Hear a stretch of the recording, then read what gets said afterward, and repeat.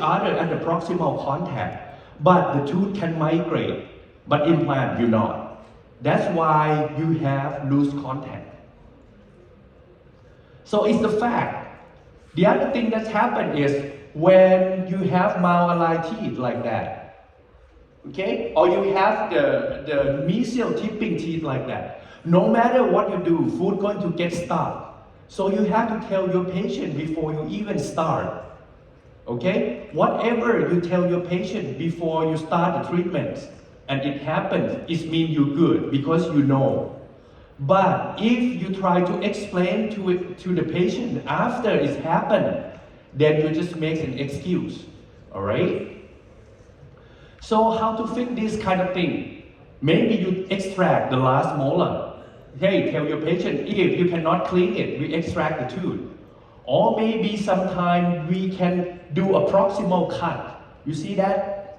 You see the blue line right there? To make it tighter contact before you make an impression.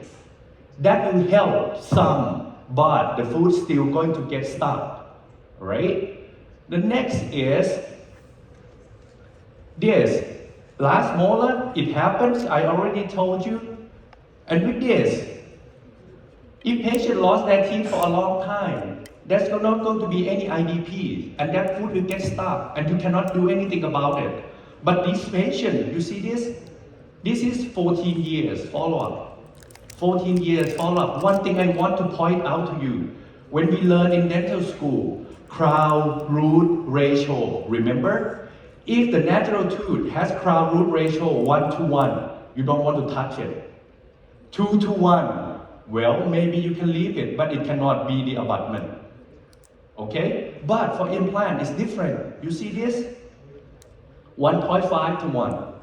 This is almost 2:1. This is 14 years. So crown implant ratio is different than crown root ratio. 1:1, 2:1, no problem at all, if patient can maintain it. Now, the next, I'm going to tell you how to fix this later, okay? Because it's the same thing that we do when we have a veneer chipping. Incident is about 3%. The cause of it is occlusion, bruxism. You know, bruxism, when we have no idea what's wrong with our implant, we always say, oh, you're a bruxer. You grind your teeth at night, that is for sure. Even though no one knows, but we don't have any explanation. So bruxism is always a scapegoat. Laboratory errors, or maybe you have limited interocclusal distance. So that's when you have a veneer chipping. Now, if the veneer is already chipped, how can you fix it? Look at this. This is my mistake, my stupid mistake. This guy came in and wanted to have an implant done on the lower jaw. That's how he looked like. Okay? So I gave him 7 implants in the mandible, and I restored him. Back then is a PFM. This is about 2 months after I give him the crown. Did you see this? Metal exposed. So he definitely a grinder. My problem is I did not think about it at first. So I made it a metal ceramic. Okay? After 2 years, this is how he came back. After 2 years, I asked him, can I change the crowns? I will not charge you. You know what he said? No, doctor, this is good. I like it. It chew food better with this. Okay, so I never changed it. But you see, his bone is quite dense. It's very strong for a grinder. He never had problem with implant loosening or screw loosening. The problem that he has is only with the tooth. Alright, so what if you already have a veneer chipping? If it's a minor chipping, you can just polish it or maybe repair it. If it's a major chipping, then you have to take it out and remake it. Alright? So, if you have a small veneer chipping and you want to repair it, what you have to do is you have to use the hydrofluoric acid to etch on the porcelain for about 1 minute. Alright? And you should do this with rubber dam if you do it in patient's mouth with rubber dam, because hydrofluoric acid is very strong. All right. After 1 minute, you rinse it, you dry it, and then you use silane, okay, and bonding according to the cement that you use. All right. And then you repair it with resin composite. But trust me, it's not going to stay very long. It's not a very success treatment, okay? Because after patient uses it for a while, it will break again. All right, so usually if it's a minor chipping, my suggestion is just to polish it, all right? But if it's in the aesthetic zone, like front teeth, you have to do this. Now, when I have a loose contact on a cement retained crown, or I have veneer chipping on a cement retained crown, sometimes I can take the crown off and send it back to the lab without cutting the crown, without destroying the crown. How? Only if you cement it with non-adhesive cement, like zinc phosphate cement or polycarboxylate cement. If you use resin cement, forget about it. You cannot do this, okay? But if you use zinc phosphate cement, let's see the video. This is how I take it out. I use the G3 plier. I put the plastic spatula as a fulcrum. G3 plier, grab around that tooth. That's a premolar. Grab very tight. Okay? Put this plastic spatula and then push it. It will come off like that. Like magic. This is only if you use non-adhesive cement, okay? If you use resin cement, forget about it. And it's not success like this every time, okay? My student, they want to do like I did, they never success. You have to be brave because you have to really squeeze on that GC pliers and don't afraid the implant will break. Implant will not have no problem. The crown might break more. It could happen. Okay? Alright? What if? And then I remove the abutment because I'm going to send this back to the lab to fix it. So I have to remove the abutment. How you remove the abutment is you use the tapping motion. You put the screwdriver in there. You put the wrench in there. Sorry for the video quality. My student is moving around. You see the arrow is that direction, and then you tap it. And then you tap it like this with the mount mirror or faucet. Tap it like that, and then you unscrew it. It's very easy, this part. It's not that difficult. Now, prevention. How you do to prevent this problem? Well, my suggestion is you carefully check occlusion. Make sure that you have a good occlusion, centric contact only. Avoiding eccentric contact is possible, all right? Or you do a metal occlusal surface. Or if you're quite sure your patient is Bruxer, you do occlusal split. But my life is better right now. You know why? Because of this. Monolithic zirconias. I did not do PFM for the past 5-6 years. Never done PFM anymore. Only use monolithic zirconia, and this helped me a lot. And of course, if you do a screw retain restoration, it will make your life a lot easier.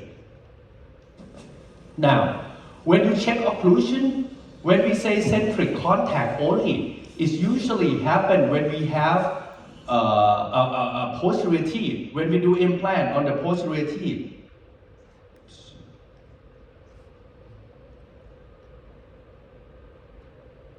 Like that, okay? You see that? This implant, those are implant centric contact, okay? When we do when patients do eccentric, it's not touching. It's not touching. This is what we want for posterior teeth. But for anterior teeth, is it possible? You see this? This is an implant. When patients do protrusive, if you don't want this tooth to touch, it means that the incisors has to be about 1 millimeter shorter. And patient will not be happy.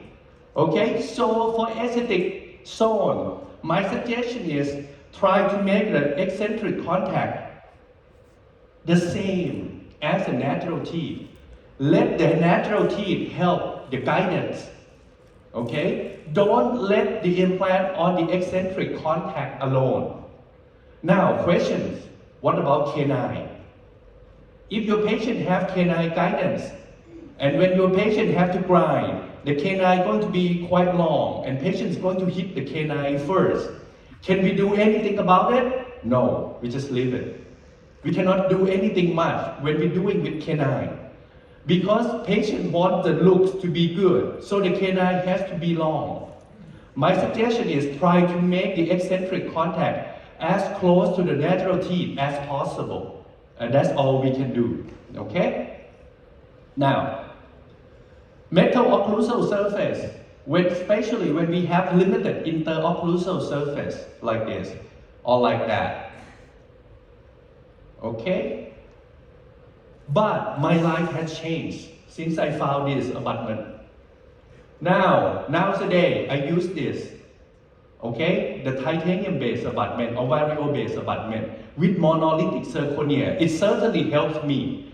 But when I have limited interocclusal space, I use this titanium blank abutment, and I mill a crown out of this, and it's not going to break.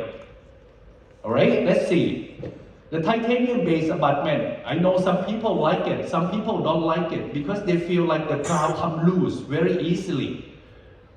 For the past 6-7 years that I use this, I never have problem that the crown came off from this abutment. Maybe once or twice, that's it. Okay? So I will show you my technique. We're going to do a screw retain crown. They come with different abutment heights. They come with different gingival heights. And you can do a screw retain or cement retain. It's up to you. You can make a screw retain crown, or you can make a cement retain crown like this. A screw retain crown is one piece. The crown was cemented on the abutment, all right? And the cement retain, you can do a coating, cement on the abutment, and then cement the crown on top of it. That's a cement retain crown. You can do lithium disilicate, you can do CAD-CAM, you can do whatever you want with this abutment. Now, look at this patient. This is the first vario-based abutment I ever used in Thailand, okay? After I mold the soft tissue, look like that. This is the first abutment I got in Thailand, very short. You see, this is only 3.5 millimeters. The abutment itself, when I put it in, is still below the gum. I was afraid that the crown was going to come loose, okay? And this is a zirconia crown with layering. I bonded, cemented outside the mouth, and then screw it in. This is the tooth. This is the day that I put this in. This is what it looked like right now. The X-ray still looks good. This is 6 years follow-up. Never come loose once. Never came off once. Okay, so if you bond it good enough, it will never come off. If it come off, then it's still easy to fix. You can just take the crown off, unscrew the abutment, re-cement it, and then put it back in again. Alright, so this is after 6 years, never come off. And it's in this ITI treatment guide. If you want to see all the detail of this case, is in the ITI treatment guide volume 10, how I treat this patient. When you choose this abutment, you have to choose the proper gingival height. You have to choose the proper abutment height. And you need to sandblast the abutment. Even though the company said you don't have to sandblast it, but my suggestion is sandblast the abutment. The study show is help. When you choose the gingival height, I usually choose is 1 to 2 millimeters below gingival margin.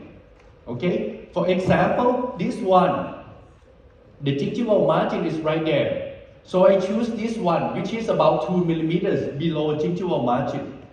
Or that one, the gingival margin is right there. That's about 4 millimeters deep. So I decide to go for 2 millimeters gingival height. So the margin is about 2 millimeters subgingival. If you choose the abutment too shallow, you choose too tall, gingival height. This is what going to look like. The tooth will look short. But if you choose it too deep, you choose it too low. This one is too low. I should choose the abutment is taller. The gingival height should be taller. This is too low. The problem is when you put it in, this will be very wide and it will pinch on the bone. It will press on the bone. So you may have to grind out some bone before you can put this in. So this is my bad. You have to choose the proper gingival height. Sandblast it, okay? Even though the company said you don't have to, but my suggestion is when you sandblast it, it stays better, a whole lot better. Now, this is my technique, and I use this for the past 7 years, 7 years. Never have problem with the crown came loose. So look at this. First, when you get the lab work back, okay? Some dentist like the lab to cement it for you. I don't. I do not let the lab cement this for me because I don't know what cement they use. I don't know whether they sandblast it or not. Sometimes you can trust your lab, but sometimes you cannot. Okay? So I usually want to cement it by myself. So I check the marginal adaptation, make sure that the crown is completely sealed. Next step is I block the screw hole and sandblast the abutment. I use only 3 cements. Okay, this is the key.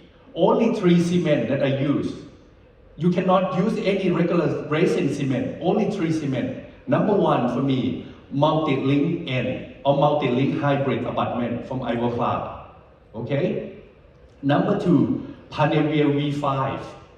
Panevia V5, not Panevia F, Panevia V5. Number 3 is Rely X Ultimate from 3M. Only 3 cement that I use. Multi-link N, Panevia V5, and Rely X Ultimate, okay? So you have to follow the instruction. In this case, it's multi-link N. I have to apply primer inside the crown first. Leave it for 1 minute, air dry it, all right? And then the next step is I apply the resin cement. When you apply resin cement, apply it on the abutment. On the abutment. Do not put it inside the crown. No. Do not put it inside the crown. Because when you put it inside the crown, there's too much cement. Block the screw hole. Do this. If you cement just only on the abutment, it's easy to clean. Because if you put the cement inside the crown, the cement will come out like that. And then you have to clean the access hole. Sometimes you did not clean it well. The cement will block the screwdriver. And it just takes 10-15 minutes to clean out. All right? And then you light cure it and wait at least 5 minutes before you deliver this work to the patients.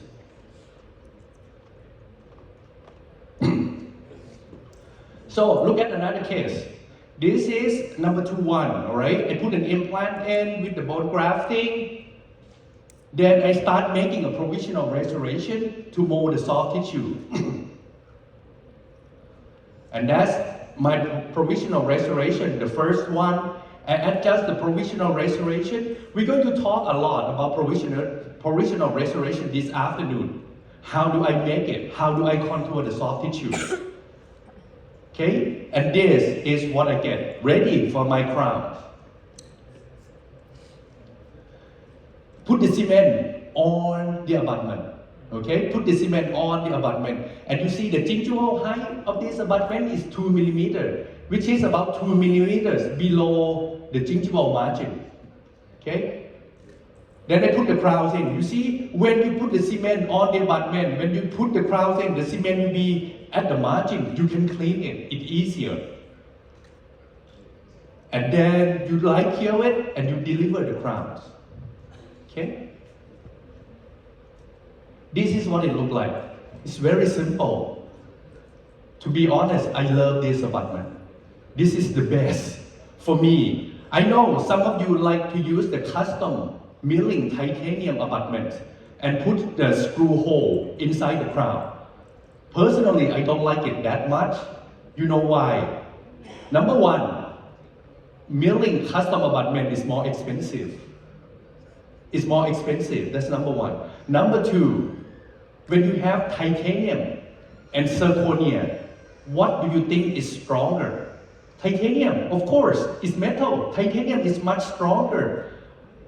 If you do something like this with the Thai base, the titanium is thin, but the zirconia is thick, so the chance of you breaking is less. Alright? But if you do a custom titanium milling abutment, the abutment is big, and then the crown is thin. So you might break the crown. I don't know. I just don't like to use that. So that's why I stick with variable base all the time. Another case, she's a doctor. Okay? Doctor with a high smile line. And she came to me by referral, by my colleagues. When you have patients who come directly to see you, and it has to be only you, you know it's a problem. Because your friend don't want to treat this patient. Okay? But anyway, I take the tooth out and put the implants in, do the bone grafting at the same time, and this is my final result with the variable base abutment again. 3 years in patient's mouth, never come loose. I use a lot, any tooth, you know, central, lateral, canine, variable base, all variable base abutment. Lower central, premolar, molar, variable base abutment. This is my top abutment, my first abutment that I'm going to use. Be careful, because sometimes, you know, you try to put the crowns in the patient mouth too soon. You just like kill it, just maybe 30 seconds, and then you try to put the crowns in. The crown came separate from the abutment when you try to screw it in. And also, when you choose a very short gingival height, you see this? You see the difference between the first pictures and the second pictures? The contour of the crown. The first picture is quite big, so when you try to screw the crowns in, it's pinched with the bone, and the bone push the crown up. So it's not good. So I have to recontour it.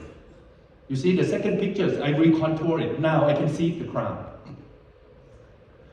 Another problem with this is unseated restoration.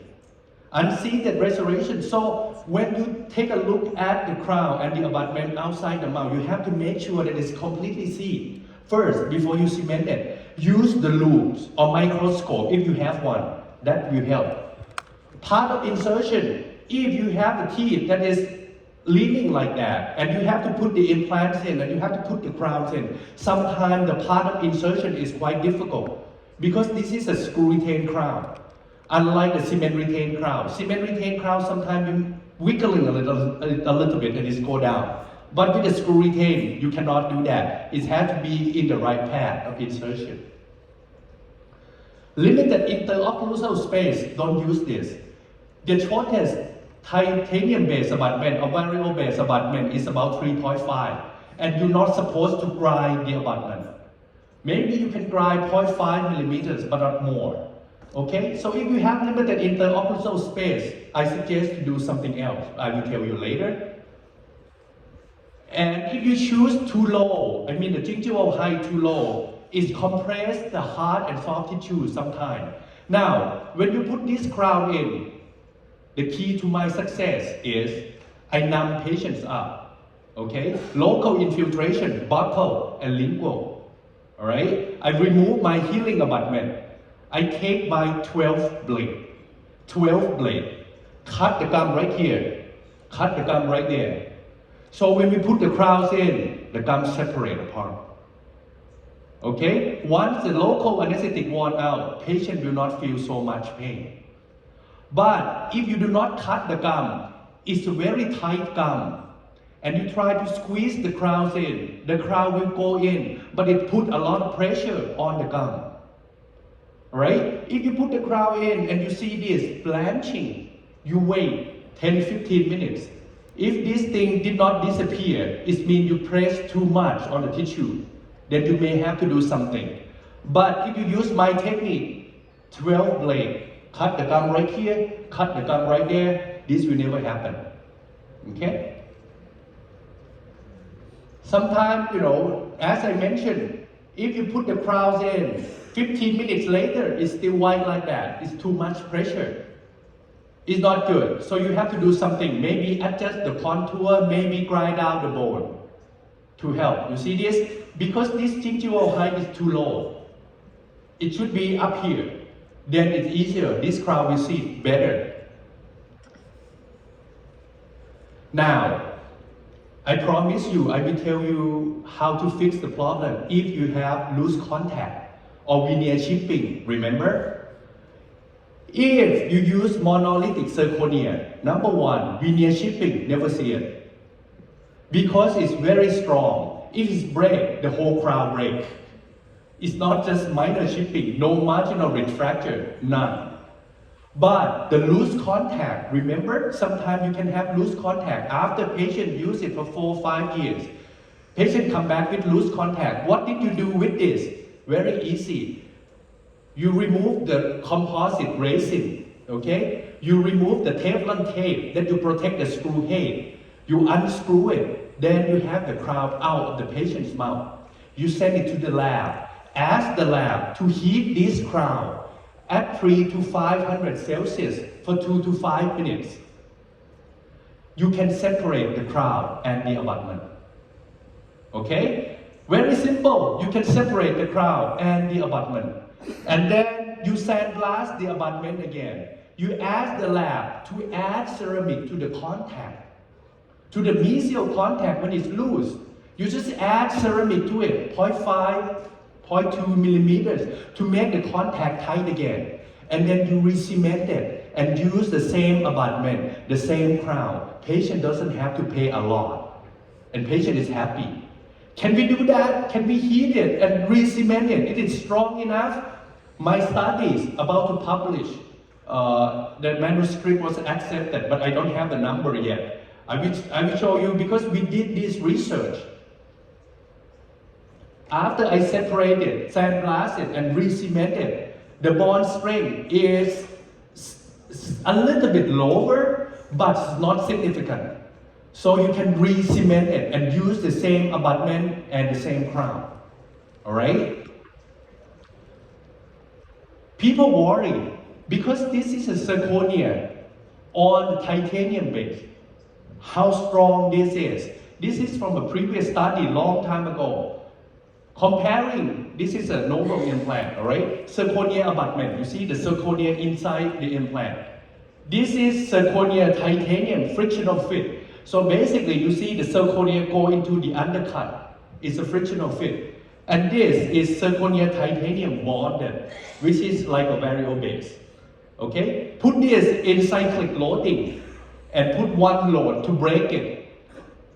Zirconia abutment broke at 500 Newton. Zirconia titanium frictional fit 484. Look at this, zirconia titanium bonded 730 Newton. It's a whole lot stronger. Another study by Irina Seiler, the same.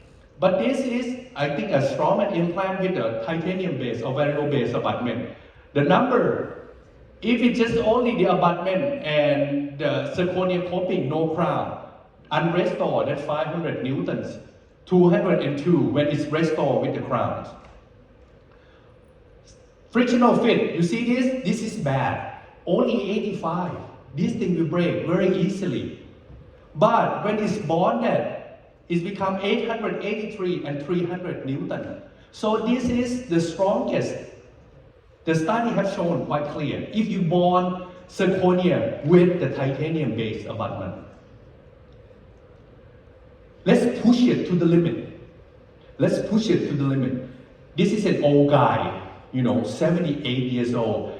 He's a grandfather to my student. Okay? My student sent his grandfather to see me to do implants. Cut it short, you see, he has enough bone for me to put the implants in. I don't have to do a lot of bone grafting, maybe a horizontal bone grafting, just a tiny bit. But the problem is, his bone is very low, right here. The implant is very deep. This is the tallest abutment I can get. It's still below the gun. Okay, but in this case, if he's like 40 or 50 years old, my suggestion is we should do the bone grafting first before putting an implant in. But he's 70 something, he doesn't want to do any more big surgery. So in this case, I put the variable base, monolithic zirconia, screw retain. You see the screw access hole even on the buccal side. He doesn't care. He doesn't care.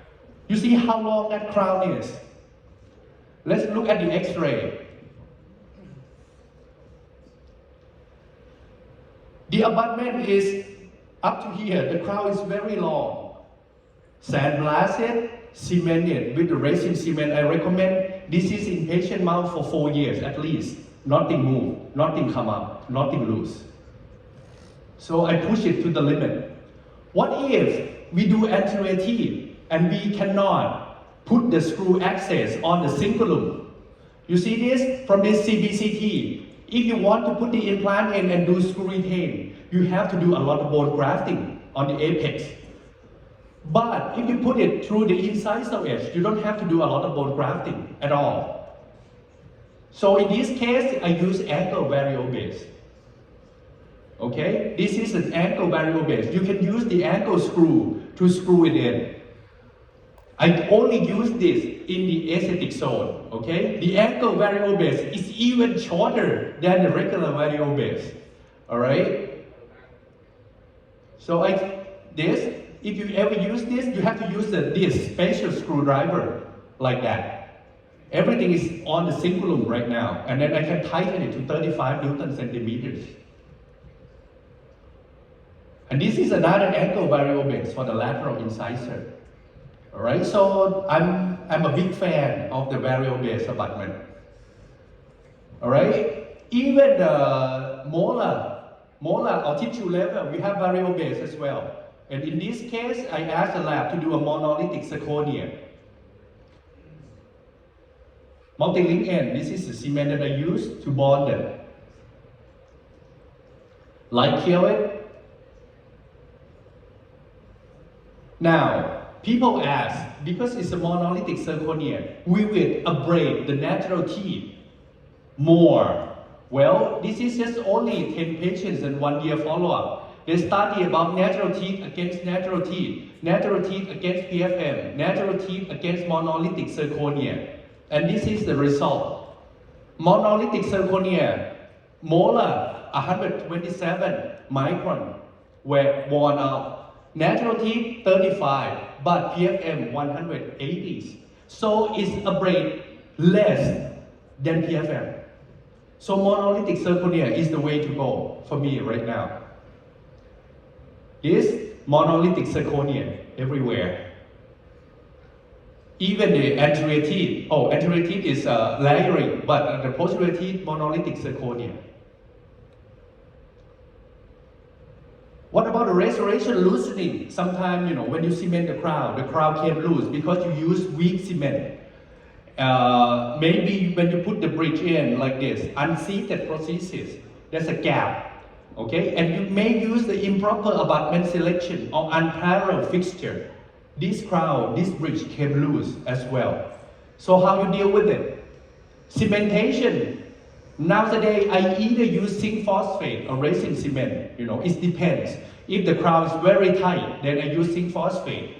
But if the crown is not very tight, I use resin cement. If I use cement retain, okay. But I rarely do cement retain right now. Most of the time, I use zinc phosphate cement, and I don't use it a lot. That's how much cement I put in the crown. Because if you have a lot of excess cement, it's very difficult to clean. You can have a peri-implantitis. Back 15 years ago, I used only tissue level implant. Back then, no bone level. The abutment is very short. So when I put the crowns in like this, it's become a problem for me. Because the stock abutment, the abutment is very short. So I have to make a custom abutment. If the abutment is too short and you want to do a cement retain, then you have to use a custom abutment. Anything like this, don't do that. You see, the implant was too far distal, even though they try to make a metal crown. But because the abutment is quite short, you cannot cement the crowns in. It will come off. Okay? So you should do a screw retain. This is old days. Okay? Old days. If you use implant for a long time, like me, you know this abutment, very expensive. This is very expensive abutment. The abutment itself, 300 USD, 3 or 400 USD, and you have to use gold to go on to this. So this abutment, if you use it, you have to pay the lab fee about 1,000 USD, 1,000 USD, expensive. And it has a problem too, because if you use gold to attach to the crown like this, gold is softer. After the patient bite on it, chew on it for 10 years, it becomes loose, and you have to make a new one. Another $1,000 for abutment and a crown. Patient might not be happy. So this is my solution right now. If you have limited interocclusal space, or if your patient want to have a metal tooth, don't do any custom abutment. Use this titanium black. And you ask the lab to mill the crown. So this is one piece. The abutment and the crown is one piece. And you use this. It's a screw retain crown. 35 Newton centimeters, never come loose. Alright? Or you can do a custom abutment, but as I mentioned before, I don't like to use it a lot. If I can do this, I use variable base rather than titanium black. Now, if you have restoration loosening, of course, you're going to see a lot of systems. You're not going to see only Straumann. You're going to see a lot of other systems that used 10, 15 years ago. And patients come to see you because they think you can help. So the first thing is, you remove the excess tissue, you retorque the abutment, and then you re-cement the crown. The key is you have to retorque the abutment. Even though it looks like the abutment looks okay, but trust me, if the crown came loose, it means that the abutment was loosening a little bit. So if you cement it back on without retighten or retorque, the problem is in the next 1 or 2 years, now the cement is strong, but the abutment was loose. So it's difficult to fix. Alright? So if you have excess tissue, remove the excess tissue. Make sure that you can see the crown completely. And then you re-cement the crown, if the crown is cement retained. The screw loosening is happen about 5 to 10%, and it usually happen with external hex. External hex, okay? Because sometimes you use improper torque control, or you do not check occlusion good enough, or maybe the process is not fit the way it's supposed to be. That's when you have a screw loosening. Now, I rarely see screw loosening on Straumann implant. Only if I do something stupid. And this is when I do something stupid. See this? This is a 2-wide neck implant. Cantilever, mesial cantilever with a big molar. Huge molar. Why don't I put implant on the number 6? I cannot answer. I could not remember. I could not remember completely. I was blank. I think it may be because back then I had to do a sinus lift or something. I could not remember. But when I look at this case, I was like, why don't I put one implant there? I still could not find the answer. Maybe I have Alzheimer or something. I have no idea. But this is a stupid mistake. Don't do this. Huh? Patients use it for quite some time, 3-5 years. Okay. The problem is this. The last abutment, the crown came loose. Okay, I can see the gap between the crown and the implant moving a little bit. But this one is not loose. The crown and the cement is strong, but the screw is loose. So this one, the cement wash out, the crown came loose. This one, screw loosening. And you cannot take it out. When you see situation like this, to access the screw that is loose, you have to think as an endodontist. Now you become endodontist. Okay, you're not a prosthodontist anymore because you're going to open the access, like you're going to remove the pulp. Don't try to cut the crown in the middle like a prosthodontist do, because this is a nightmare. Because the crown is very thick. Monolithic zirconia or PFM is like 2-3 millimeters of thickness. And you're going to go through many burrs before you can cut all the crown off. Don't do that.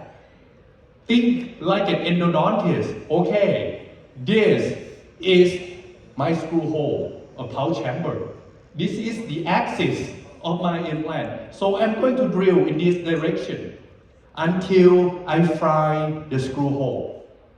Alright? Little by little. The first case, your hand will shake like this. Okay, I don't want to touch the screw head. I have to be careful.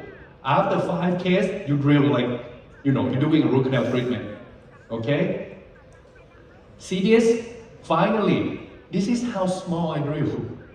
I can get the access to the screw. And I remove the Teflon tape that protects the screw head and unscrew it very easily. I took this crown off, I took this bridge off, and then I re-cemented, re-torqued it. This is how it looked like. Now, questions. That abutment and the crown was still stick together, okay, with zinc phosphate cement. How can I re-cement this thing back? Well, if I re-cement only on the back and re-tighten this, I'm not feel comfortable because I want to take this abutment out and torque the abutment first and then re-cement the crown. 2 ways.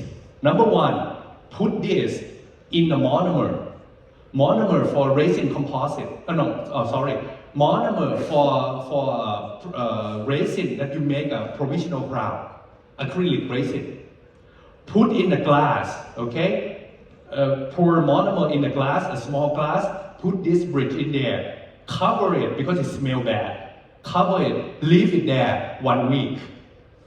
1 week. Monomer will dissolve the cement and then you can separate it if you're lucky. The easiest way is to send this to the lab. Put in the oven 200 Celsius for 5 minutes. This will come off right away. Easier, okay? So in this case, I take the abutment off, put it back in, torque it, and re-cement it, and then close the screw hole.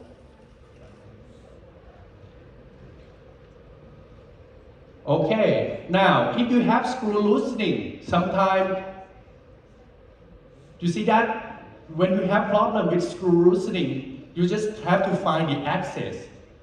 Like you become an endodontist, like I said.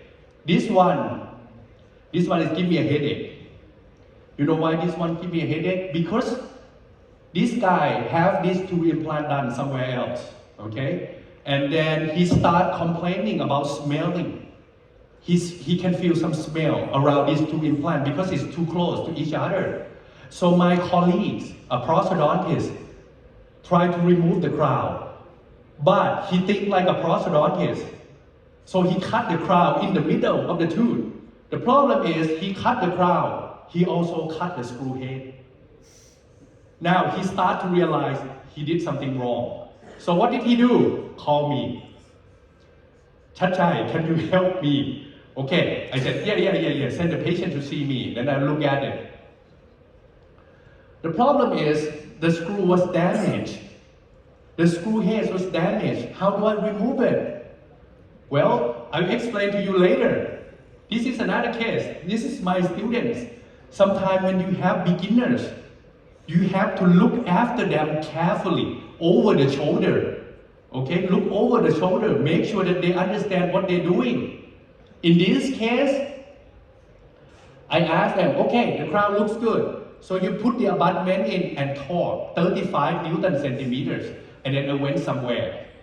And then she said, okay, I already torqued the abutment. Professor, can I cement the crown? I said, yes, cement it, cement it. 1 week later, the crown came loose like this.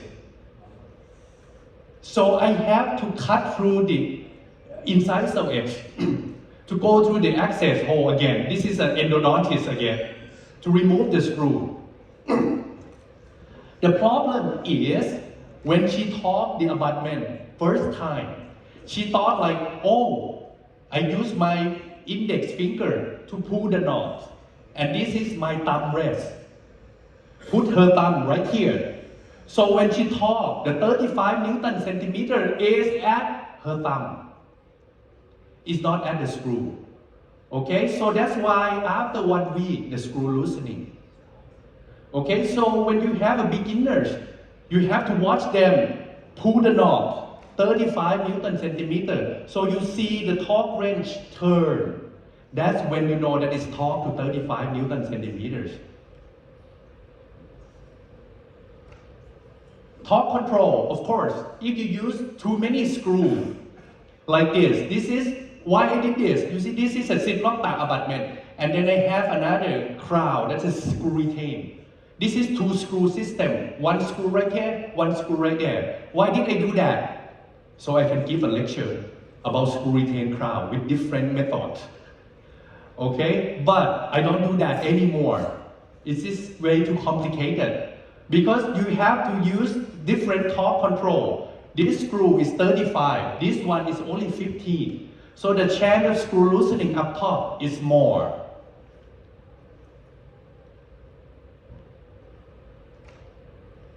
See this?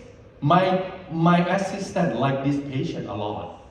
You know why? He's handsome. This guy is handsome. Whenever he's good looking, whenever he comes to the practice, all my assistants were like very happy.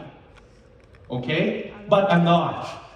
You know why? Because I put the abutment in. This is a ziplock bag abutment. And I use the gold coping and make a full metal crown that go on top of this abutment. As I told you before, this is gold, which is soft. This is titanium, harder.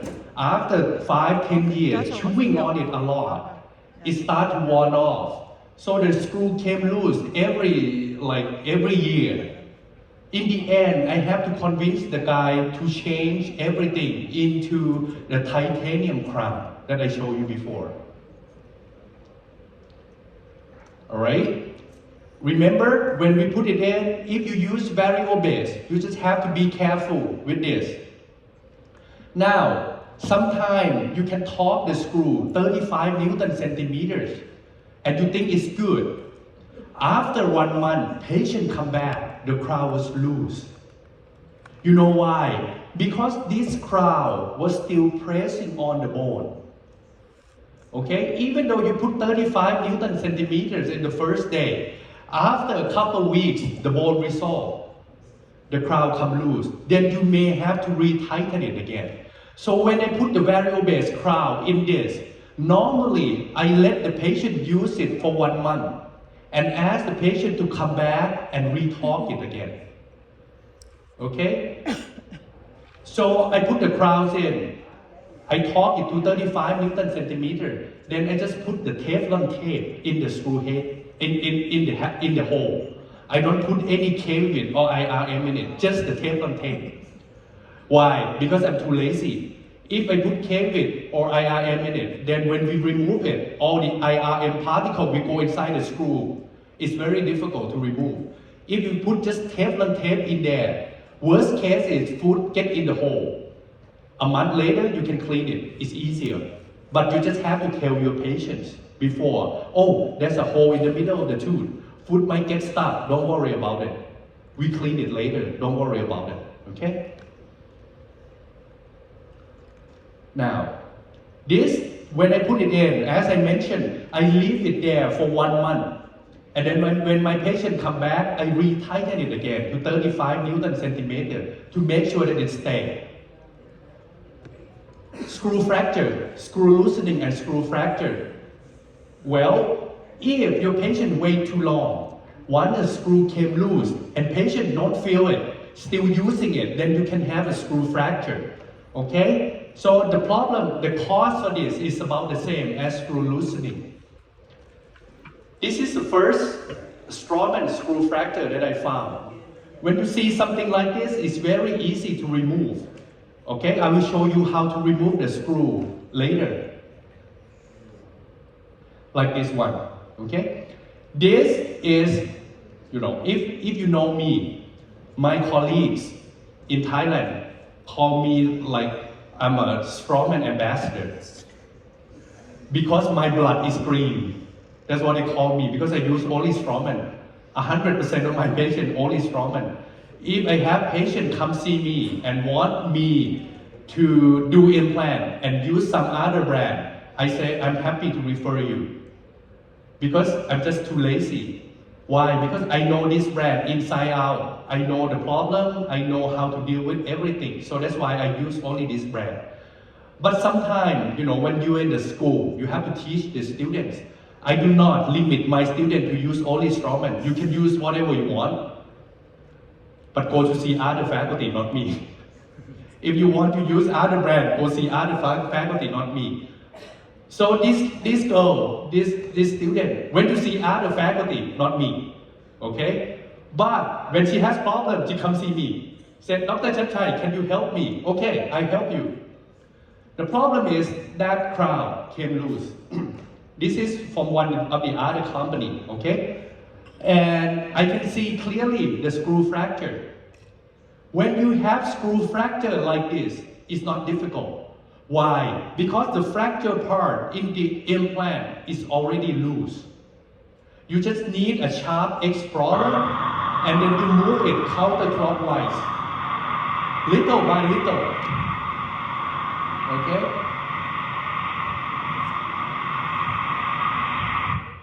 The first time you did this, it might take you about 2 hours. But after you did this for like 10 times, it becomes 15 minutes procedure.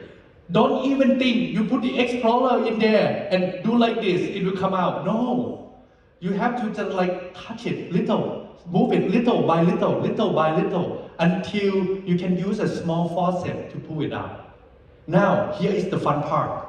This is what it come out, okay? So I told my student, hey, we're going to make this patient a new crown. So you put the impression coping in and make an impression, okay? And I will check on you in 30 minutes. She disappeared for 30 minutes. She come back and see me and say, hey, Dr. Chachai, I cannot put the impression coping in. I don't know why. I said, well, you stupid student, let me show you how to do this. So I went there, I tried to put the impression coping in. 5 minutes later, I could not. So I yelled at my student again, wrong implant size. Did you check, did you buy the right size? Yes, doctor, look at the chart. 4.0 millimeter or 5.0 millimeter is the right size. I still cannot put it in. So I called the sales rep of this company. Did you change the implant platform ever? He said, no, I never changed anything. My company never changed anything. So I look at it. I look at the crown, I look at the screw, and then I realize it is not screw fracture. It's the abutment fracture. Part of the abutment is still inside the implant. Part of the abutment is still inside the implant. So you have to remove that part first before you can put the impression coping in. And this usually happens with implant from Korea. If you use Korean brand, when the screw fracture, sometimes it's not just a screw. You have to look, sometimes the abutment at break as well. Okay, so look at it. So I remove it. You see this, the abutment part? Okay, and then I remake the crown. Now, let's start some fun. This is Strawman wide neck. Okay, this is Strawman wide neck. This patient is a doctor. Once again, this belongs to my friends, not me again. He has a wide neck implant with the healing abutment on. Okay, somehow the healing abutment came loose. So he, as a doctor, a cardiologist, who's like, I'm, the hero of the world. I can conquer the world. I can do anything with my own. He tried to put the healing abutment back in. I don't know what instrument that he used. The problem is he broke the screw. The healing abutment screw is inside the implant. And this is number 37, the last second molar. The screw is tight, and this is a wide neck. Okay? So, if you try to use the Explorer to go in there and remove it, never come out, because this screw never loose. So my friends sent this to me. Oh, by the way, Strawman have the screw removal kit. Have you ever used one, the screw removal kit from Strawman? I can tell you right now, it's useless. It's useless. Don't use it. It's waste of your time. Because the screw removal kit from Strawman is kind of like you drill the screw fracture part out and retapping the inside the implant, which is, you use the steel burrs to drill the titanium screw out. That's take forever. So don't do it, okay? So what did I do? Back then, I'm still young, okay? Still have good eyes. I don't have to wear glasses, all right? I just wear loops. And I use that D2 burr, the small burrs. I make a knot on the screw, like a groove like this. Little by little, make sure that it's not touching the implant, little by little, okay? And then I got some help from Sweden. This is a screwdriver for AstraTech, okay? You see, the screwdriver head is quite big, so I trim it down, so it's thinner. And I use that. See this? I trim it down so it's thinner, okay? And I use that to gently unscrew this. 3 appointments. 0 money. I cannot charge patient because it's my friend's patient. Okay? 3 appointments, 1.5 hours each appointment with a hurt neck because it's number 37. So I send this patient back to see my colleagues to make a crown. Remember this? That my friend cut through the crown, cut through the screw head. How do I fix it? Same thing. I make a knot. And I use this screwdriver to unscrew it. This is all the tools that I use. This to make the knot. And then this flat end screwdriver to remove the crowns. And then I remove the crowns. The plan for this patient is we remove this crown. We're going to put this implant to sleep and then do the bridge. Okay? Because this is too close to this. So that's why we decide to remove the crown. After 2 appointments, 2.5 hours each to remove the crowns, patient asked me, "Doctor, why don't we remove the implant?" So I look at him and I said, why don't you tell me before? So I don't have to spend 2.5 hours trying to remove the screw. But in the end, we remove this implant and put a new implant in there. Now, have you ever seen this kit, the screw removal kit from Neobiotech? Was it helpful? I don't know. To be honest, let me tell you the secret of my success right now is I talk a lot about complication, okay? Because I've been doing implant for a long time. And mostly, as I mentioned before, the implant I use is Straumann. I rarely see technical complication on Straumann implant. The screw loosening, a screw fracture, not much if you use it correctly. And that's the key to my success. Now, I have my students. He was my student 10 years ago. Now, he's traveling all over Thailand to talk about complication and teach people how to remove screw because he used so many brands. So he has more experience than me now to remove the screw. But for me, if I have to remove the screw, this is maybe the first thing that I think of. Okay, it's a screw removal kit from Neobiotech. You can Google it, and this is on YouTube as well. So basically, if the screw is loose, they have a claw drill that you can go in reverse and it slowly remove the screw that is loose. Okay? If the screw is not loose, they have another drill that go inside the screw and try to make the notch inside the screw that is broke and put another like this, or you can use this one. To be honest, from the video clips, always look easy. From these clips, always look easy. When it's your patient's mouth, never easy. Never. Okay? Sometimes I end up have to remove the implant, to be honest. Okay, like this. This one, you make a notch in here, like that. Alright? And then you use one of the instruments to go in there. Go in the same hole. And then retighten, remove the screw. It looks easy. Okay? Try and tell me is that easy. Okay? So this is the abutment fracture. I told you, my colleagues sent it to me. I cannot remove the screw. We end up removing the implant sometime because we have no choice. And this is a Straumann implant. The abutment broke. This is the only one I ever see. Okay? So what I have to do is I have to destroy the abutment inside the implant and remove it.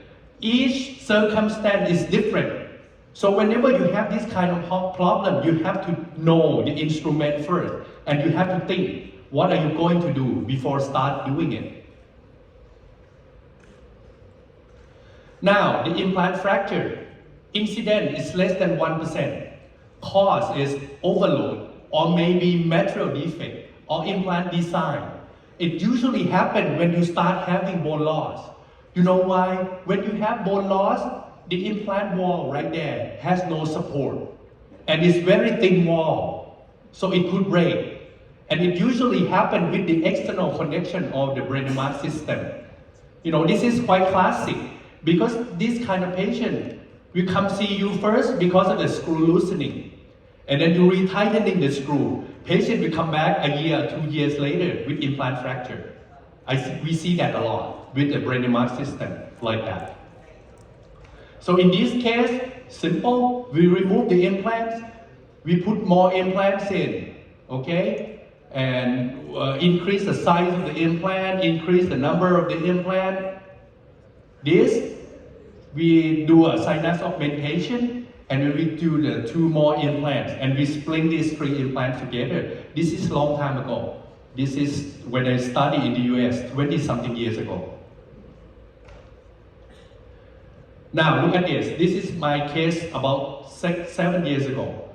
This lady has an implant here, a Straumann implant. I put it in a long time ago, okay? No problem whatsoever, until she had problem with this one, number 35. So we decide to remove it and wait. Now, the problem is, this implant is standalone. It's standalone. I should remove the crown, but I did not. Okay? So when she came back, I start to see some pus coming out this implant. So I take the crown off, I put the healing abutment in. I thought it was a peri-implantitis. You know, just cure it and make sure it's clean, those kind of things. But the pus keep coming out, and also the bone start losing more and more. So I look at the X-ray again, then I realize it. This is a fracture line. That implant is already fractured. Because once you have the bone loss, this wall is very thin. So it could break. It happened to any implants. See that? You see that pus coming out? So we decide we remove this implant. Now, remember the guy who broke my wide neck implant? This guy, He insists that the implant, that the crown that came loose is from my implant. I told him this is not my implant because I never put any implant that shape in the patient's mouth before. Then I realized it broke at the neck of the wide neck implant. Wide neck implant so huge, 4.8, 6.5 millimeter. This is the only one I ever seen it broke. Okay? So in this case, once again, removing the implant. Now, people ask me, how did I remove my implants? If I have the surrounding bone very good like that, press fiber. If you have wider bone, very wide bone, a lot of thick bone, press fiber, very easy. Because you can just trefine it and then there will be a wall, full wall. The bone will start to fill in, you don't have to do much. But if you have a 2-wall defect, or 1-wall defect, or 3-wall defect, that patient start to lose some bone, if you do trefine, then the bone will resolve. Then it's different. You have to use a piezotome to remove the bone surrounding the implant and then start elevating the implant little by little. Or the easiest way to remove the implant is refer to my colleague. Hey, I don't remove the implant, I just put the implants in. To remove the implant is someone else. Alright? So in this case, I trefine it and wait and then put another implant in. Now, the implant that you see broke for me is usually just a regular titanium implant. But since I use rock solid, I believe that Vietnam only sell rock solid right now. I rarely see implant broke. This missing 4 incision, we're gonna talk this afternoon. No, not this afternoon, tomorrow. Why did I choose to do this? But to make it simple, I just use the 2 small diameter implants. 3.3 immediate implant. Take the tooth out, put 2 implants in, bone grafting, and wait 3 months before I put the final restoration in. Only on 2 narrow crossfit 3.3 millimeters implant. And this is 5 years follow-up, and it's still good. So my suggestion is, since you already use only rock solid, then it should be easier for you.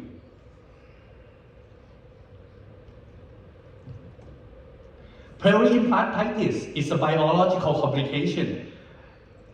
I'm a prosthodontist who want to be a surgeon. So I did put implant myself, okay? But I'm not a periodontist. Any periodontist here in this room?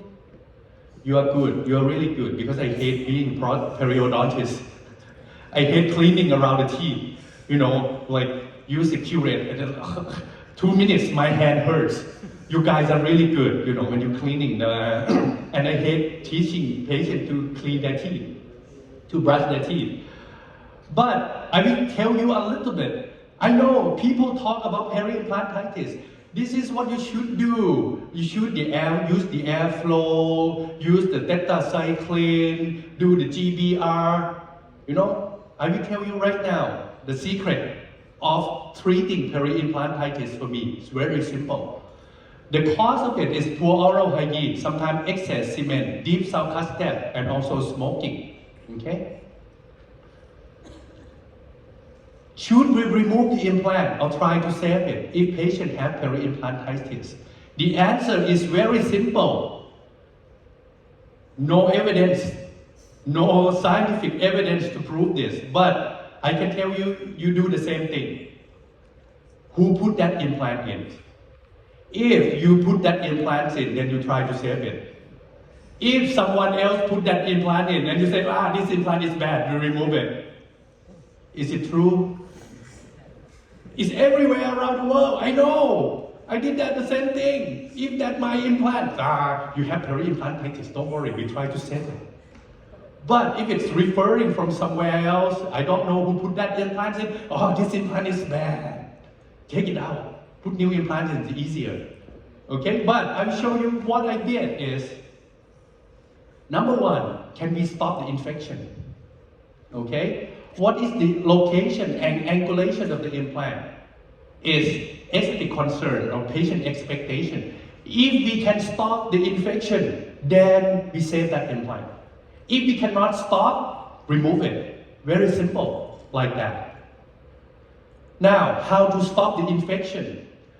In the old days, CIS protocol, A, B, C, D. A, cleaning. B, antiseptic mouthwash. C, antibiotic. D, surgery, resective or regenerative surgery. Don't do that anymore. I don't do any resective or regenerative surgery anymore because it's a headache. And sometimes we cannot save the implant. So what I did is only A, B, and C. Make sure patient clean it, okay? Antiseptic mouthwash. If the infection stops, good. If it's not, then I use this. Do you have this? Periopline. It's an antibiotic, local antibiotic, okay? I put it around this. I curate it, numb the patients up, curate around this. Put this periopline around this every 2 weeks. Put this periopline in there, it's antibiotics. Leave it in there 30 minutes. Tell your patient don't drink or eat for the next 30 minutes. And repeat this every 2 weeks, maybe 4 or 5 times, okay? And that's what it looks like. This is when you can stop infection. I did not say this is a good medication or excellent medication because it works only 50% of the time. Only half of peri-implantitis patients this might work. But you know what? Patients willing to use this because they don't want to go to surgery. Because this is just apply the medication. Patient when your patient have a problem with their heart or their tooth, they always say, do you have a pills? Because I just want to take the pills and fix the problem. And this is the pills. Because patients don't have to go through any surgery and it's less pain. And this drug doesn't cost a lot.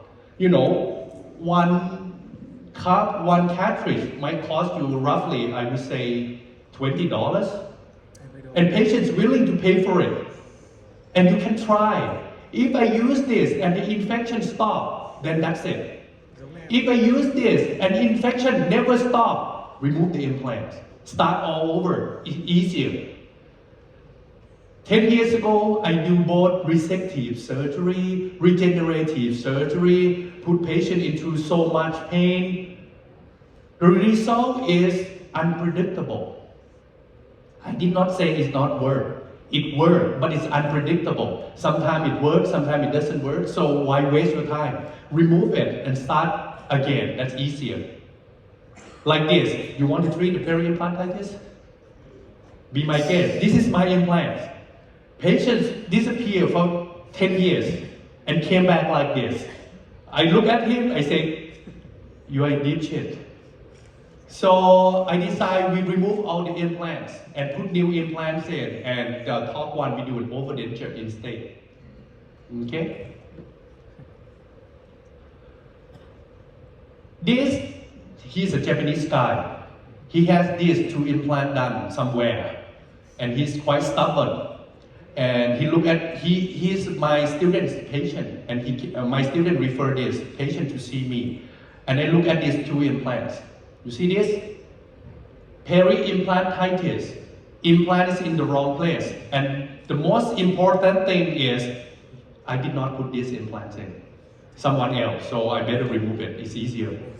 Okay, so how did I remove this? Well, if you lose so much bone like that, and you want to preserve as much bone as possible, I use this kit. I will show you a little bit. And that patient has another problem, which is the aesthetic complication as well. The cause of this, for me, I think the incidence is even more than 10%. The problem is you not communicate with the patient. Inappropriate implant position, horizontal and vertical tissue deficiency, and patient with high expectation. I wish, if I tell you, my patients who come to my practice, this is what I give them. 100%. You will look at me and then you say, you are a liar. Because you know, you cannot do this in all the patients. Never happen. Okay? But I only show the nice case. The not so nice case is sweep it. No one see it. Alright? But this, this is 10 years follow-up, 15 years follow-up. I want to tell all of you that this is all my patients. I can give them the nice smile like this.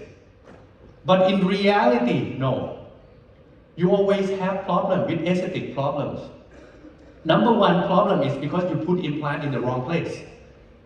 Okay, it should be in your spinal cord when you put an implant in, three-dimensional implant placement. A lot of people talk about it. I'm not going to talk about it so much. Okay, you can take pictures of this, but this is an ITI treatment guide and it's a protocol that we put implant in the right place. Let's see if we put implant in the wrong place, like this. This is an immediate implant. Tomorrow we're going to talk a lot about immediate implant placement, early implant placement, or bridge preservation. What you should do in each kind of situation. But this is immediate implant placement. I did not blame the surgeon because this is 20 years ago. Okay, and this is what it looked like. And nothing we can fix it unless you remove the implant. This implant is too shallow. The implant should be deeper. Because you see, this is the neck of the tooth. The implant should be 3 millimeters deeper than the neck of the tooth. So the implant should be right here. But this is too shallow. When the implant is too shallow, it looks like this. Not much you can do. This implant was placed 1 millimeters off. Only 1 millimeters off, mesial-distally. Only 1 millimeter. You see what it looked like? It should be right here. Only 1.5 to 2 millimeters off. It can give you a bad aesthetic result. Another thing that you have to think is about the bone defect. Usually anterior teeth, patient has bone defect. Alright? So the question is, can we put implant in and do the bone grafting at the same time? Or should we do the bone grafting first and wait 6 months before we put an implant in? Okay? The point is how much bone you have. If you can put the implants in and you have a one wall defect like this, you have a surrounding bone to give a blood supply, then this kind of situation, you can put the implants in and do the bone grafting at the same time. Because you have enough blood supply. But if you have one wall defect like this, okay, no blood supply from the adjacent bone, don't do simultaneous implant placement and the bone grafting. Whenever I lecture, when I told you don't do anything, please don't do it. If I tell you to do something, you don't have to trust me. But if I tell you don't do it, it means don't do it because I did it before. And I don't want you to repeat the same mistake. This guy came see me. Back then, I still believe in bio-os. Remember? Bio-os gold standard. This is the bone grafting material. I believe in implant gourd and the cow gourd. Because bio-os is a cow bone. So I believe in those things. So I put the implants in and it's a defect like this. Only one wall to supply the blood, the blood and the bone cells. But I put all the bio-os in there. See that? That's how thick I get the bridge. I'm very happy. I'm success. I'm a good. Okay? 3 months later, I put the crowns in the patient's mouth. 3 months later, the crown looks nice. The crown looks good. After 1 month, patient come back with fistula. I try to rinse it. I try to clean it. This hole never closed. So I have to open it up and I can see, curate everything out. This is all bio-os, no bone whatsoever. What did I do with this case? Simple. Remove the implant. Start all over again. Because it's my stupid mistake. If you have the defect like that, if you put the implants in and half of your implant is outside the bone, it means you do not have enough blood supply, no matter what kind of bone graft you use. It's not going to work. So you should do the bone grafting first before you put an implant in. So you can, back then, you don't have the cone beam CT, you have to cut the gum open to tell. But right now you have the cone beam CT, please use it. Okay? And especially use it with radiographic template. With this kind of radiographic template, you can tell whether you have enough bone or not. Now, we're going to talk about the cone beam CT and how important that is this afternoon. But the next step I want to tell you how to deal with aesthetic case is the provisional restoration. Okay? This lady, you look at the teeth size, I want her to go for an orthodontic treatment. She said, no, I'm too old. I don't want to get any orthodontic treatment. So we decided to put 2 implants in and maybe do some crowns just to change the size of the tooth. So this is my provisional restoration. You see this? This is the first provisional restoration when I put in. It's still too low. So what I did, this is from the lab work. Back then I still do a cement retain provisional restoration, not anymore. If you do provisional restoration, only screw retain, okay? But that's what it looked like. So I would like to add the contour right here to push the gum down. So I changed the shape of my provisional restoration. You see that? The height of contour used to be right here. I add acrylic, so the height of contour is right there. So it's push the gum down. That's how you manipulate soft tissue with provisional restoration. Okay? This 13 years follow-up. Well, I don't know. At first, I thought this would be a very, very nice case. But the problem is she has some gingival recession, but not on my implant, on the natural teeth. And I don't want to push the gum down any deeper because my implant is right there. The metal might show through. But anyway, she can live with it. And I can show you if you have a proper contour of the restoration.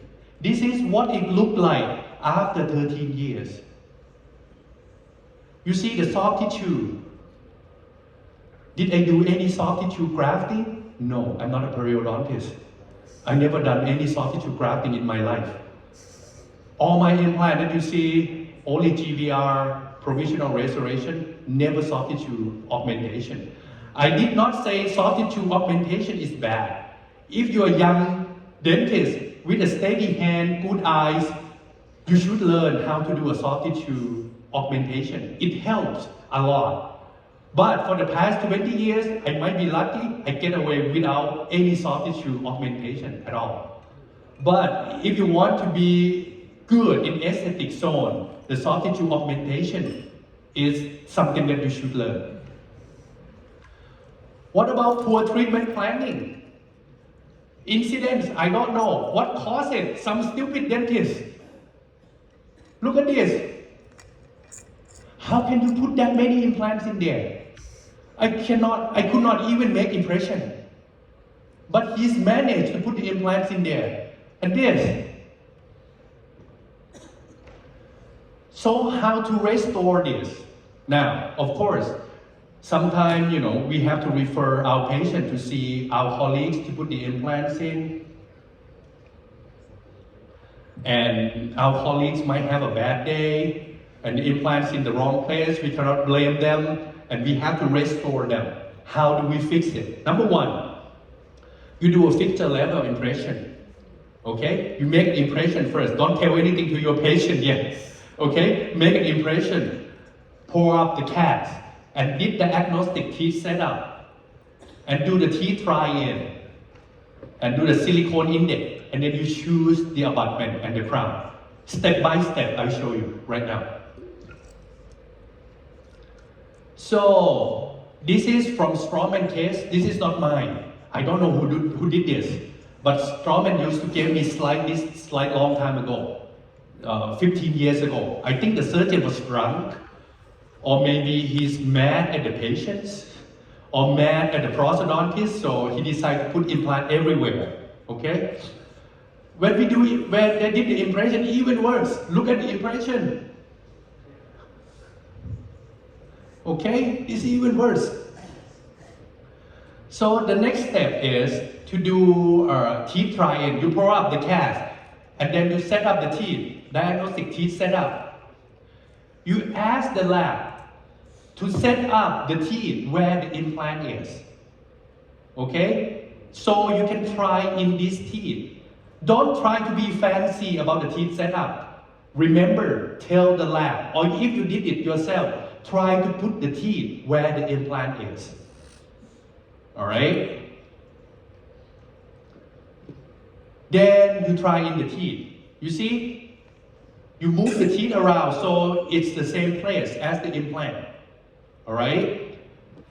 The next step is you do a silicone index on the cast that have the teeth that already tried in. And then you remove the teeth. Now you see, this is where the teeth are. Then you select the abutment. And then you start making the crowns. Now come back to this case. Remember the 3 implants on the right hand side, the 2 implants on the left hand side. The 2 implants on the left hand side is okay, not so bad. But the 3 implants on the right hand side is really, really bad.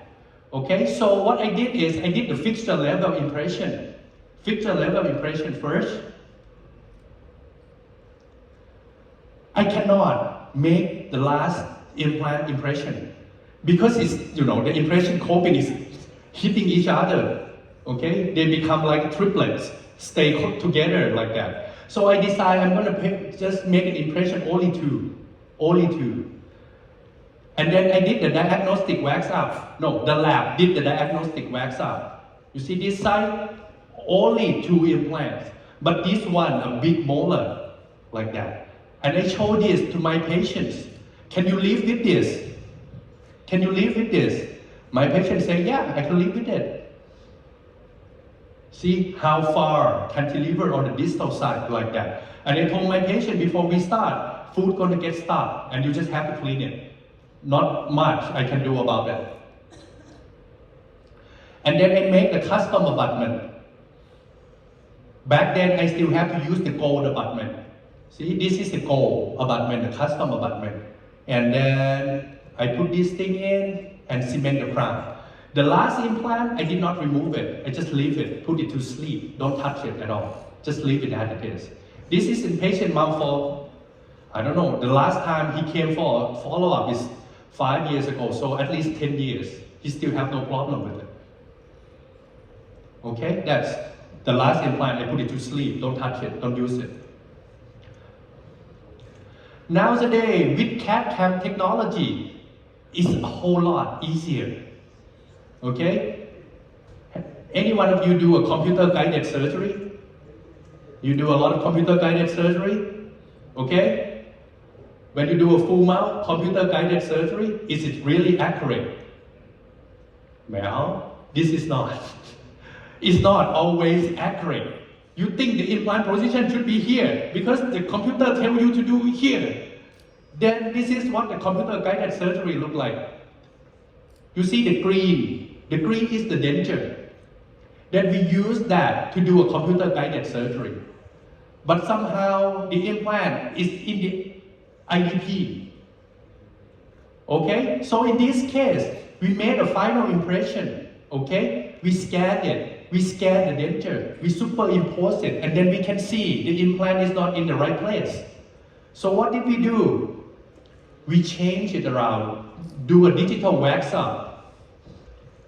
We move this tooth a little bit. So the implant is right there. The abutment is right there. So with digital technology, it's easier for you to change the angulation. Change the position of the teeth. It just you have to tell your patient what's going to change from the teeth, from the diagnostic wax up to the final restoration. Okay? In this case, we can change things around and do a custom abutment and do a cement retain. Come back to this case, what did we do? I decided to remove these 2 implants. How?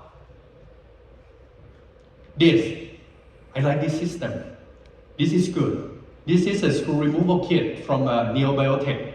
Okay, so basically, you try to put this thing in. You turn it in clockwise. Okay, torque it to about 50 Newton centimeters.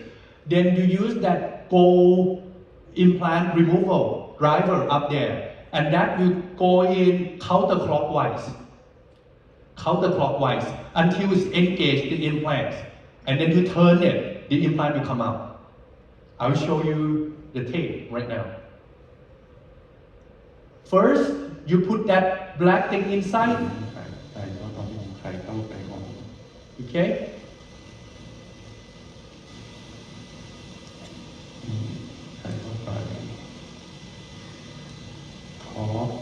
Now you torque it to about 50 Newton centimeters. ตัวสกรูนี่ให้แน่นก่อนเพราะที่ประมาณ60 I told my student in Thai, so you can understand that. You torque it to about 50 Newton centimeters. And then you choose the implant removal driver up there. The one that is bigger than your implant, a little bit bigger than your implant. And you put it in counterclockwise. เขาจะล็อกไว้ตัวเข็มนาฬิกา See that? And then you use the same torque range that can torque to about 200 or 300 Newton. ใช้ให้แน่นแล้วใช้ตัวท้องหมุนลูกศรไปข้างหนึ่งไม่ได้ That's 3. Keep talking.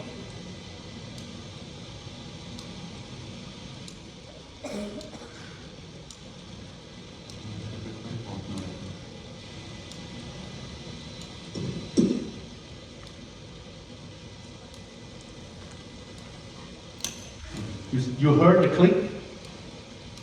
That click, either the implant is removed or you broke the screw. One way or the other, okay? And then you can remove the whole implant. โยกอ่ะสุดยอด Okay? That's how you remove the implant. If this is in the mandible, which has a really strong cortical bone, you have to grind the cortical bone down. Use the piezotome or the rubber to grind the cortical bone down so you can remove it easier. So in this case, I will remove these 2 implants and put more implants in and do the bridge. And that's the final restoration with the pink porcelain. We're going to talk about pink porcelain this afternoon.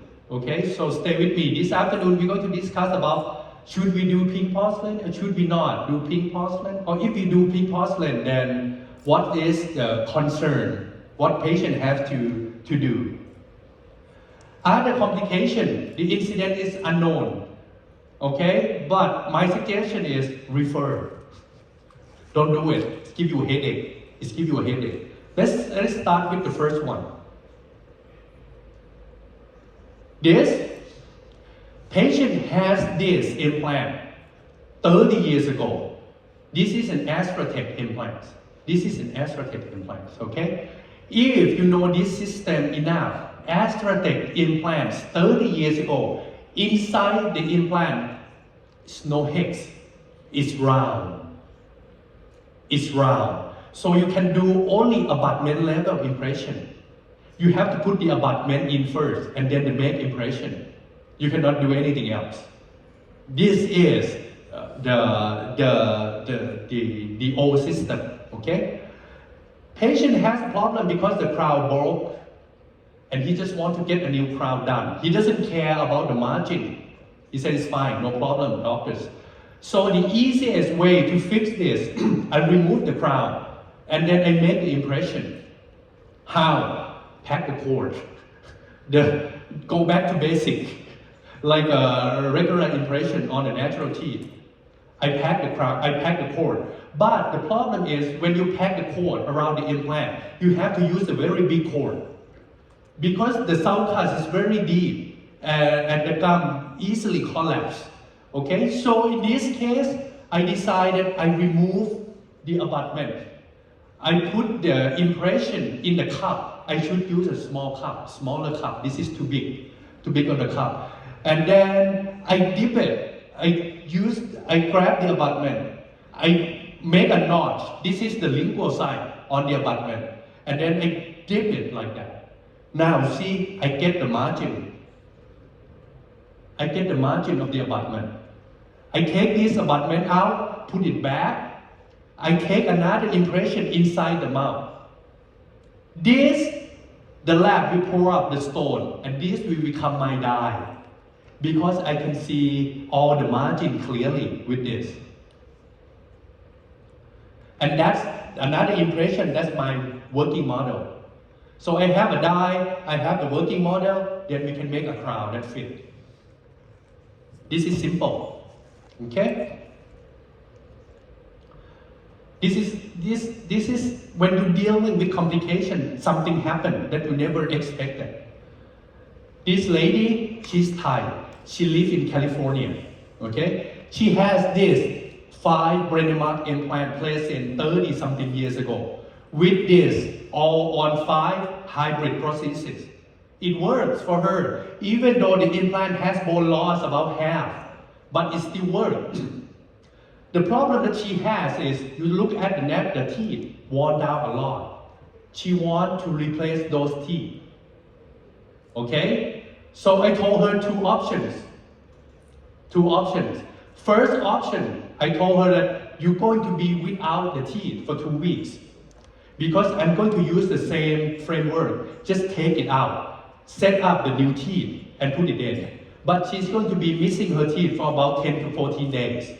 She said, no, doctor, I cannot. I have to see friends, I have to see my husband, I cannot be without teeth for 10 days. So I told her, okay, the second method, I'm going to make a new impression, send it to the lab, make the new framework, but it's going to cost you 20 times more than the first method. It's going to cost you at least $2,000 US. While the first method going to cost you about less than $200 US. She looked at me, she said, okay doctor, I can be without teeth for 2 weeks.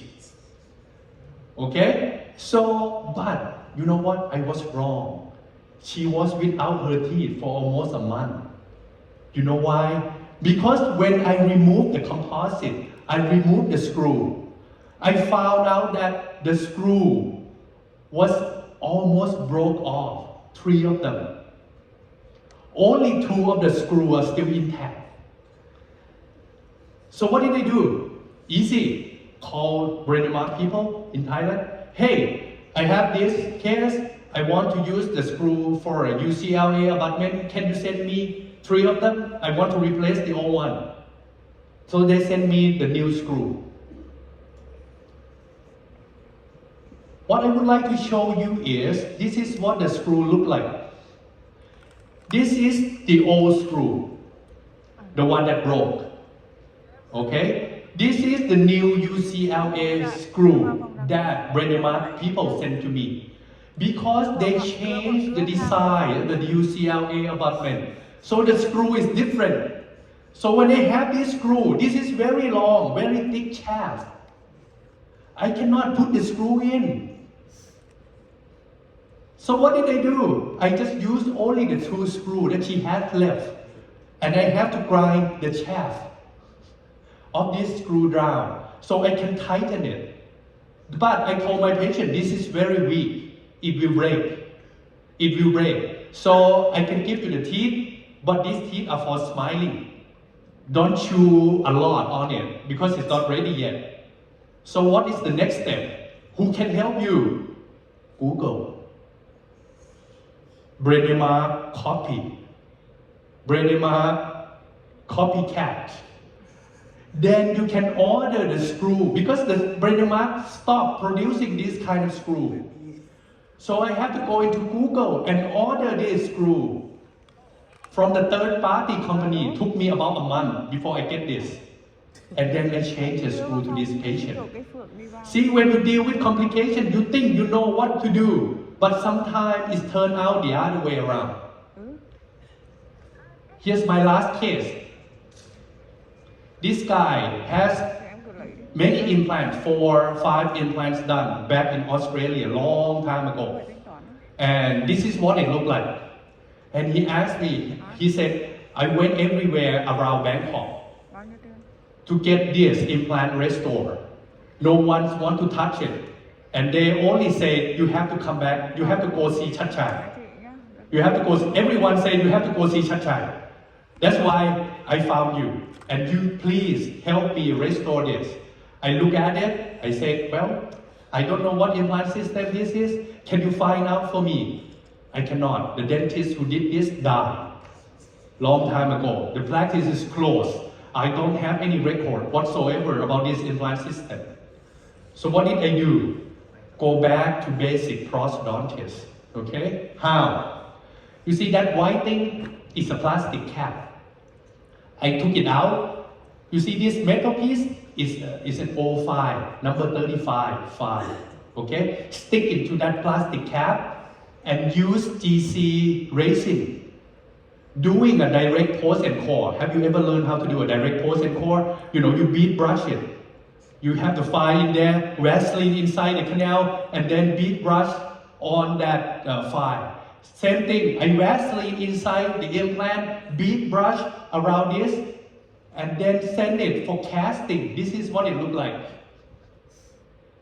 This is what it looked like. You see, it's not very long. It's very short. And you're not going to capture all the thread. Don't think about capturing all the thread. It's impossible. You're not going to screw it in. With this abutment, I cemented with back then Panavia F. I cemented with resin cement. I prep it, and then I make a final impression. Oh, actually, I make a provisional restoration first. I put the provisional restoration in there. This guy works in the oil rig in the ocean. So he worked 1 month, came back 1 month, go back 1 month, came back 1 month. So I put this provisional in, and I told him, okay, you use this for 1 or 2 months. If there's no problem, then I go for final restoration. He went back to the oil rig, he came back 3 months later, he said, very good doctor, can we proceed to the final restoration? And he wanted to be a gold crown. So I made the final restoration. You see, these 2 up top, these 3 on the bottoms, doing the same thing, just the resin cement, Panavia. How long this thing lasts? Question is, how long this thing lasts? Unbelievable. 5 years came off once. 5 years came off once. 5 years, this abutment came off once. I re-cemented, never came off again. And this guy moved away from Thailand. Now he's in Oman. But he still contact me via LinkedIn. He found me on LinkedIn and he said hi through LinkedIn. And I say hi to him and say, hey, how's my teeth? Oh, they're doing just fine. This is almost, I believe, almost 15 years already, and he still uses this. Why don't I remove the implant? You see, I don't want to touch it. And patients don't want to touch it. So that's how I utilize it. But with this kind of thing, before you even do anything, you have to sit down face to face with your patient and tell them this is an experiment. I don't know whether it's going to work or not. Okay? I'm going to charge you this much. If it's not working, I'm not going to refund. Okay? And he says, fine. Okay, that's we try. If this is not working, then we cannot do anything but remove the implant. That's the only way. Alright, so at least 10 years, 15 years now. So you choose the implant wisely. When you do implant, choose the implant wisely. I know so many implants in the market. Some implants come and go, but your practice will not go. You know, your practice is still the same place. You put the implants that the brand that no one knows, but it's cheap. Patient will come back, see you 5 years later and tell you that, oh, I have a problem. Can you fix it? Don't do this. I call this is a machine gun implant. Patient come to see my colleagues and want to have all on 4. This is all on 20. Why I said it's a machine gun implant? This patient go to the operating room with the general anesthesia. And I think the dentist who did this put the machine gun, put the implants in. Because the guy who did this owned this implant company. Okay, and my colleagues referred this to me to fix it. I said, I don't want to touch it. Okay, so I did not touch it. And don't do this.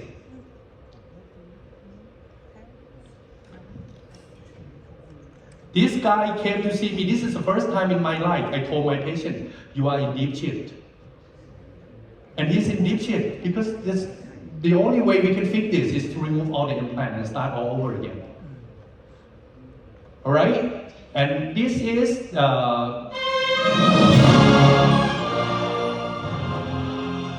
Mahino Implant Center. If you're interested, we offer a master in implant dentistry program. You learn all kinds of implants. It's an international program, 2 years, but students should usually take about 3.5 years to graduate. We use digital technology, computer guided surgery, everything.